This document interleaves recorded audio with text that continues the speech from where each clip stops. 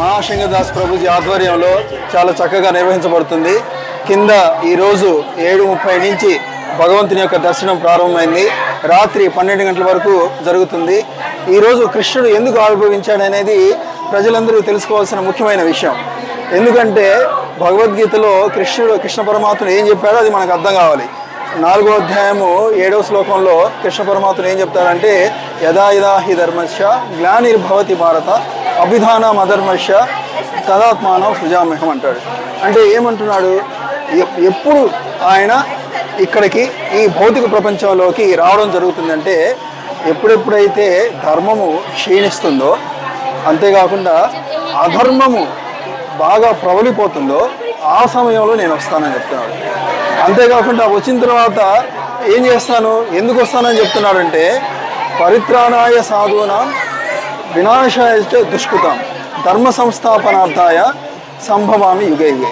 అంటే ప్రతి యుగములో పరిత్రాణాయ సాధూనాం అంటే సాధువులను రక్షించేదానికి, అంతేకాకుండా దుష్టులను సంహరించేదానికి, మళ్ళీ ధర్మ సంస్థాపనార్థాయ ధర్మాన్ని పర్యవేక్షించేదానికి ఆయన ఈ భూమండలం మీదకి రావడం జరుగుతుంది.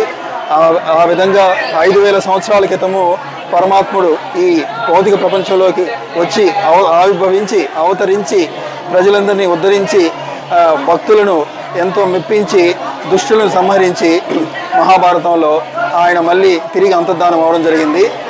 ఆ సందర్భంలో మనకి భగవద్గీత కృష్ణ పరమాత్ముడు యుద్ధం సమయంలో అర్జునుడికి చెప్పడం జరిగింది.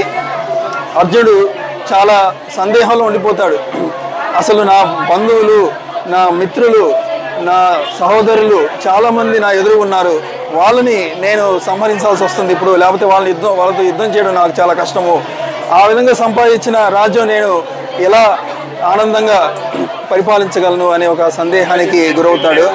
దానికోసము శ్రీకృష్ణ పరమాత్ముడు ఏం చెప్తాడంటే ఒకే ఒక చిన్న ఉదాహరణతోటి పరమాత్మ చెప్తాడనమాట. ధర్మం అనేది చాలా ముఖ్యము, ధర్మము కంటే మిన్న బంధుమిత్రులు కాదు, కాబట్టి ధర్మాన్ని సంరక్షించడానికి నువ్వు క్షత్రియుడిగా నీ ధర్మాన్ని నువ్వు నిర్వర్తించాలి. కాబట్టి యుద్ధం చెయ్యి, యుద్ధం చేయడం వల్ల మాత్రమే నువ్వు ధర్మాన్ని పరిరక్షించగలవు. నీ కోసం కాదు చేసేది, ఇది ధర్మ పరిరక్షణ కోసం యుద్ధం చేయాలని చాలా చక్కగా భగవద్గీతలో 700 శ్లోకాల్లో పరమాత్ముడు దాన్ని విపులంగా వర్ణించి చెప్తాడు. చివరికి అర్జునుడు దాన్ని అర్థం చేసుకొని యుద్ధము భగవంతుడి కోసం చేసి భగవంతుని మెప్పించడం జరుగుతుంది. అందుకని మనం కూడా అర్జునుడికి ఏమైతే చెప్పాడో, అర్జునుడికి ఎందుకు చెప్పాడు కృష్ణ పరమాత్ముడు, అర్జునుడి ద్వారా అర్జునుడు ఒక సాధనం చేసుకొని ప్రజలందరికీ ఈ భగవద్గీతను ప్రచారం చేయాలనేదే మహాత్ముడి యొక్క ఉద్దేశము. ఆ పరమాత్ముడు మనలందరినీ ఆయన ధామానికి పిలుచుకెళ్లేదానికే ఈ భగవద్గీతను చెప్పడం జరిగింది. కాబట్టి మా విన్నపం ఏంటంటే దయచేసి ప్రతి వారము భగవద్గీత ఇస్కాన్ కూకట్పల్లి వాళ్ళు చెప్తూ ఉంటారు. చిన్నపిల్లలకి 6 సంవత్సరాల నుంచి 18 సంవత్సరాల వరకు ఒక చాలా చక్కగా వాళ్ళకి మంచి బొమ్మలతోటి చెప్పడం జరుగుతుంది.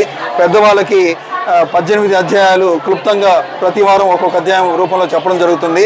కాబట్టి ప్రతి ఒక్కరూ ఈ అవకాశాన్ని సద్వినియోగం చేసుకొని ఈరోజు మా president Prabhuji special discount announce చేశారు. దాని ప్రకారం రిజిస్టర్ చేసుకొని అందరూ భగవద్గీత విని దాన్ని తరించి మీ జీవితంలో అవలంబించాలని మా ప్రార్థన. హరే కృష్ణ. ధన్యవాదాలు.